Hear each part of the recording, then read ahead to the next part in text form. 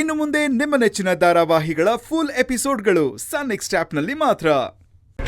ಹೇಯ್, ಮೊದ್ಲು ನಿನ್ನ ಬಾಯಿಗೆ ಬೀಗ ಹಾಕೋ. ಬರ್ತಾ ಬರ್ತಾ ಅತಿ ಆಗ್ತಿದೆ ನಿಂದು. ಅದೇ ಅಂದ್ರೆ ಇದೇ ನನ್ಗಾಗೋಲ್ಲ ಅನ್ನೋದು.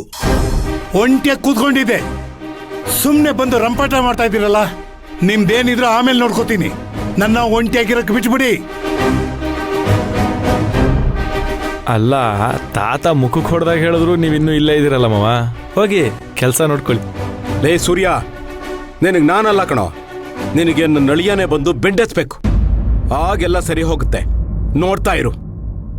ಮಾವ, ವಿನಾಕಾರಣ ನಾನು ನಿಮಗೆ ತೊಂದರೆ ಕೊಟ್ಟಿದ್ರೆ ನನ್ನ ಕ್ಷಮಿಸ್ಬಿಡಿ.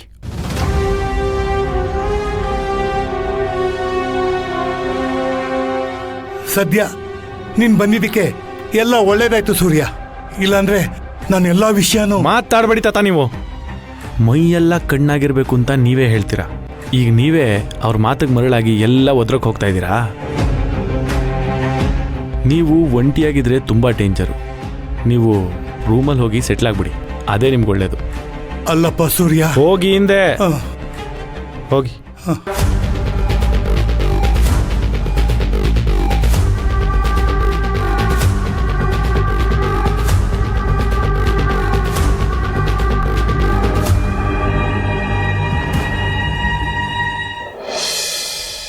ಮಾವ, ಅತ್ತೆ, ಎಲ್ಲಿದ್ದೀರಿ? ಬೀಗ್ರೆ, ಯಾಕೆಷ್ಟು ಗಾಬರಿ ಆಗಿದ್ದೀರಾ? ಏನ್ ವಿಷಯ ಇದೆ. ಅತ್ತೆ, ಮಾವ, ಎಲ್ಲಿದ್ದೀರಿ? ಬೇಗ ಬನ್ನಿ ಮಾವ. ಯಾಕಳಿ ಅಂದ್ರೆ ಯಾಕೆ ಹೋಗ್ತಾ ಇದ್ದೀರಾ?